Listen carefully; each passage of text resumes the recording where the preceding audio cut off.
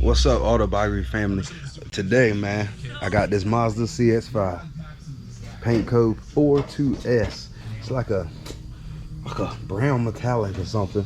But anyway, I'm gonna try to make this a two-part video. I'm gonna show you the prep work, and then I'm gonna try to show you the paint work in the new video. But I already cut the fender in. Right now, I still ain't bolted it up yet.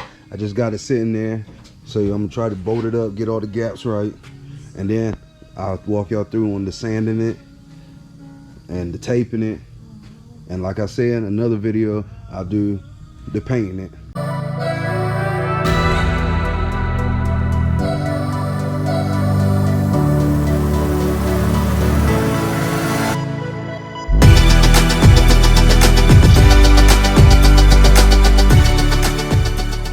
Autobiography family, man, I'm feeling very professional today. I got my Sickens hat on, my Sickens shirt, man. They need to go ahead and sponsor your boy, man. I've been making these videos. They need to go ahead and sponsor me, man. That's all I'm using, man. Y'all let me know if y'all use solvent base or water base, man. We still use solvent base in my shop, you know, which, you know, ain't no big deal. I love solvent base, but I heard water base might be a little bit quicker. I ain't sure. But first of all, I start off with cleaning these panels, man. And the only reason I made this video, I got a subscriber by the name of TC, and he said he want to see some sanding, what grits he use, and he want to see some masking the cars up before paint. He's having a problem getting hard lines with his tape, and I'm gonna show y'all guys what I do. And there's many ways, right? The way I do it might not be the way the next guy do it, and all that. And you know, me, I got another guy I work with. He tapes totally different than me, but both of us come out with similar results, man. He's just as good as I am. But yeah, so I started off with cleaning it with denatured alcohol and water. I got a 50-50 mix in that spray bottle. Clean it off. It takes off all the water contaminants, right? Then I go back with another spray bottle with wax and grease remover, and that takes off the wax and the grease. You know, I wax and grease remove a job probably like 3-4 times before it's painted. You know, during the body work is getting wax and grease removed, you know, before the body work, during the body work, you know, before I sand it and prep it all, you know, after I sand it and prep it all, and then once I get it in the paint booth with all the plastic and everything, I wax and grease remove again, just to make sure, man, because fish eyes, man, can hurt your feelings, bro, I'm telling you. But we using that gray Scotch-Brite right here, man, and these come in gray, red, gold, white. We got them all at my shop, but I only use the gray and the red. I don't never use the white. It don't leave enough scratch for me. I don't know what people use it for. Maybe to clean something off or something. I don't know. And the gold ones, they all right. It was similar to the gray ones, but not as coarse, you know. But man, these gray ones fine. You can scuff something and clear right over. You'll never see the scratches. They'll never shrink back. But make sure you get those edges with that Scotch-Brite, man. Anything you paint, the edges are the most important part. Let me tell you, man, the paint is gonna peel on the edges first, every time. Now, if you don't scuff them good, then it's not gonna last that long. It'll look great when you're done, but it ain't gonna last that long.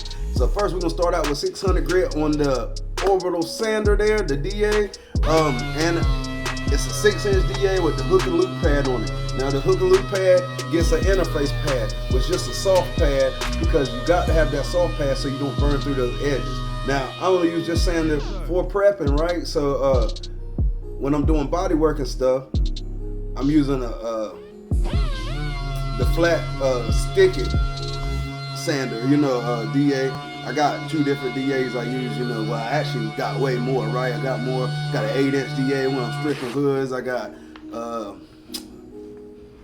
plenty of DAs, but for this type of stuff, man, it's just that 6-inch stick on, and then the 6-inch with the interface pad on it.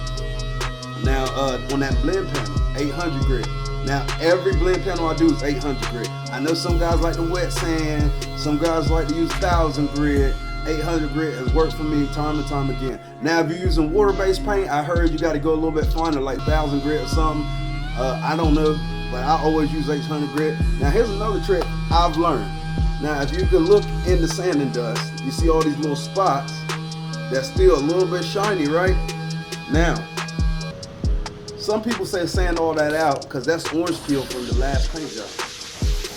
I don't necessarily sand it all out because I want my orange peel to match the existing paint job. So the orange peel that's on the back door, I want the front door to match. So I don't sand all the orange peel out. That way when I put clear down, it follows that pattern.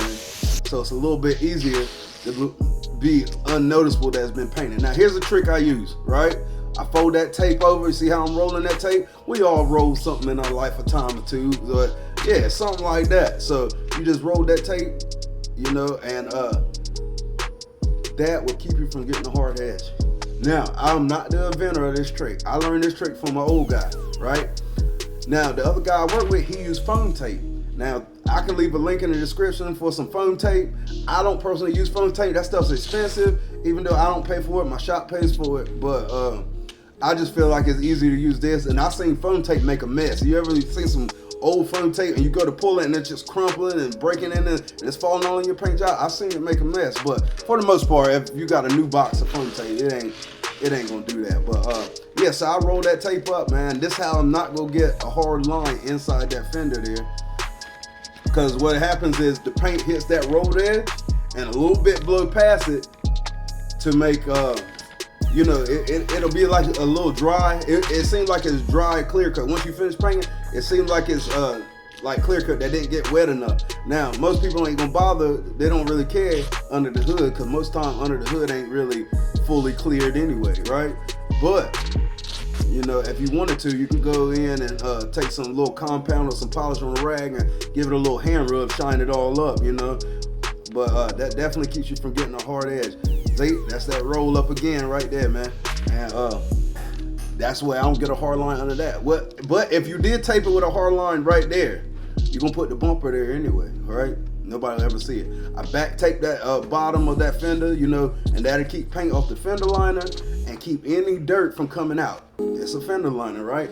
There's gonna be a lot of dirt in there. Even though I blew it all out, still gonna be some dirt in there. And let me tell you, you can blow, and then when you go to paint, it all flies out. That's just how it works, man. Even though you spraying with way higher pressure out here, you know. So on the hood, man, see how I'm sliding that tape in just past that rolled up tape and paper I put in there. So that's gonna keep, so it meets together, because the hood's closed all the way down. It's gonna meet together and keep any overspray from flying in there. Now, if a little bit flying in the hood, it's no big deal, right?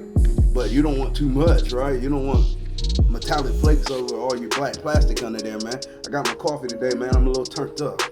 Y'all excuse me.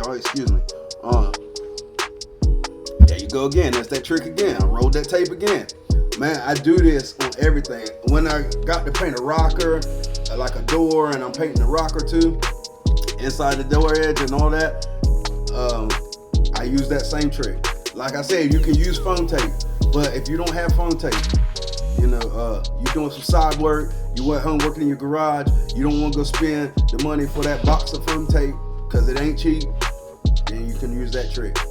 Now here's the door. See, I'm not painting the rocker, so I back tape the bottom of the door and the side of that door, right?